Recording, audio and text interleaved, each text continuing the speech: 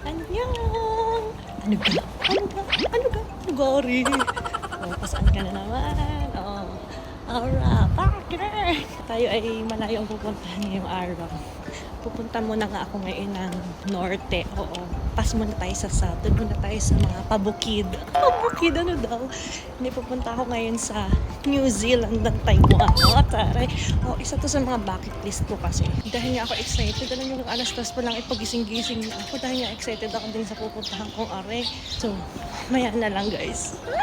Excited ako. Wala pa nga akong almusal, kaya dumaan muna tayo na McDo. Take out. Si Says the Explorer. Come on.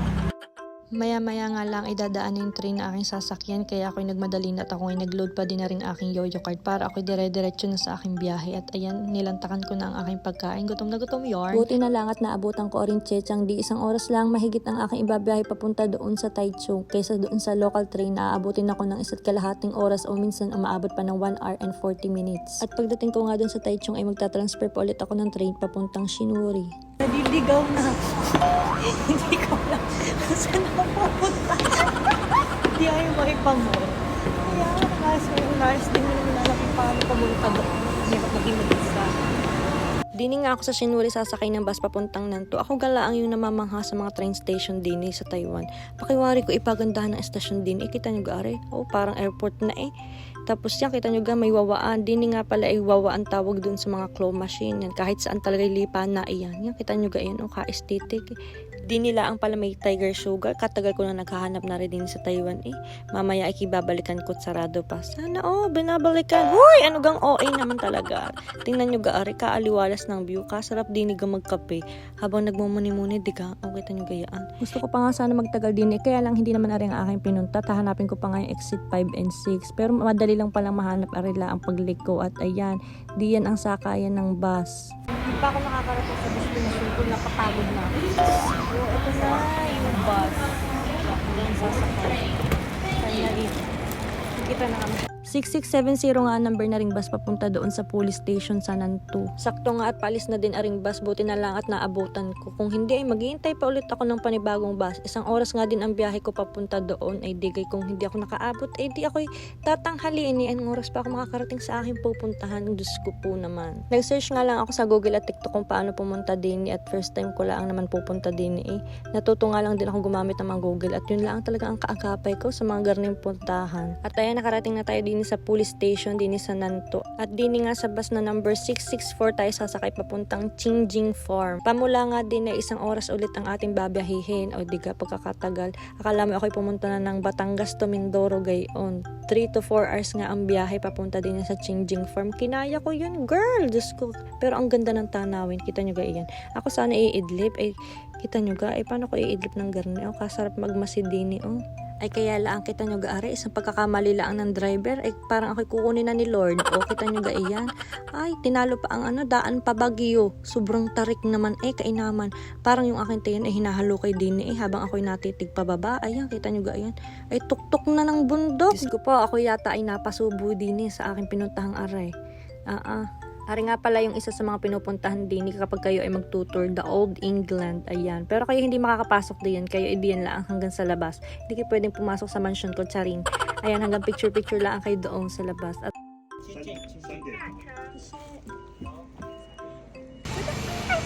dito na tayo. After ilang oras sa biyahe, nakarating na ako. Diyos ko, alas 11 na. At sa wakas, natatanaw ko na ang Qingjing Farm. Ayan, ginagawa pa nga aring harapan. Kainaman naman ay ngayon pag ginawa. At ayan, ikaw magtatatak ng sarili mo. Welcome to the farm. Ang ganda!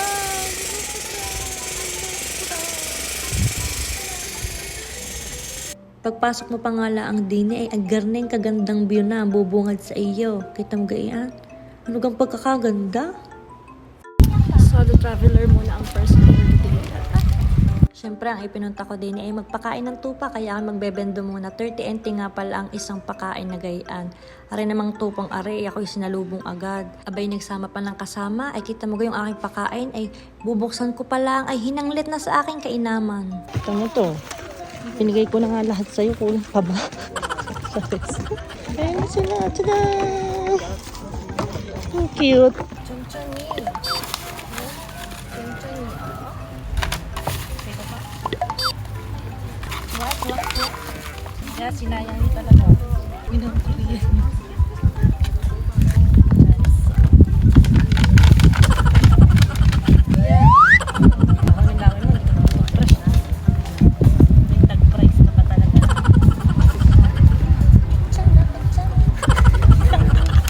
Grabe, nag-i-enjoy ako magpakain. Mamaya na ulit tayo magpakain. Natutuwa ako. Ay! Diyos ko, may tayo. Bakit man may tayo naman talaga sa daan? Dahil nga kainit at ako'y parang nagugutom na din. Hindi ako'y nag-ice cream na muna habang ako'y naglalakad din sa napakagandang view yung are. Kita mo gayaan?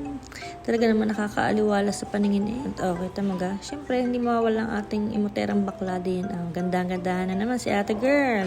Kama. Ang tawag nga ng iba din ay New Zealand ng Taiwan. Pero nung aking namang sinerch ay ang nakalagay ay Taiwan's Little Europe in the Clouds. Biruin nyo ga, ay napakatagal na pala na ring farm na are. Abay, Pebrero 20, 1961 pa no itinatag. Ay tingnan mo hanggang ngayon at kaganda pa din. Ako'y nagtitiktok. Ay ako'y may manonood. Tingnan nyo. Say hi! Sabi mo hello! Say hi! Hi! Hello! Ni hao! Annyeong! Gayon? Gayon? Sige, magkalimutan na tayo. Pangit mo ka banding. Kung ikaw ay stress sa buhay, sa trabaho, homesick sa pamilya, nagdurugo ang iyong puso, ano gayon? Ay basta kung ano iyong pinagdadaanan sa buhay, kahit wala at gusto mo ng panandali ang katahimikan, ay naku po ay ayos na ayos din eh. Tingnan ang view, diga? Ay pag hindi ka naman na-relax din yan, ay di pa lang ay panalo ka na. Malayo sa maingay na syudad, ay di ka ayos, kahit malayo-layo, ay hindi ka naman magsisisi, sinasabi ko sa iyo. Sarap ng hangin, fresh air, amoy tayo. Sabay na, uwi na ako. Ganda ng view. Tada! Nasa Switzerland ako, Charing. Ari pa yung isa sa maganda din aring skywalk overlooking ang view. Kaya lang ay hindi ko na kayang lumakad pa din at ako'y napapagod na. Gusto ko na lang umuwi pero ang ganda ng view, tingnan mo ga. Nabanggay mo ba ako? Anya! This way to the love and laughter. At dini nga muna tayo at dini daw may love and laughter. Tingnan nga kung mayroon dining love. Ay wala naman dining love laughter. Ano kung ilalapter ko din yan. Pero tip ko lang sa inyo kayo magbitbit na ng pagkain din at parang walang bilihan din ay kayo magugutom. Ako ngayon nagtubig-tubig na lang at saka yung ice cream kanina pag uwi na lang ako kakain. Bukas nga pala sila ng Monday hanggang Sunday 8 to 5 p.m. Pero bago ko tapusin ang aking video na ito ay isa-shoutout ko muna ang aking friend na si Clinton Magmanlak. Pasensya na may naiging din yan. May ginagawa kasi din sa aking farm. Aking farm?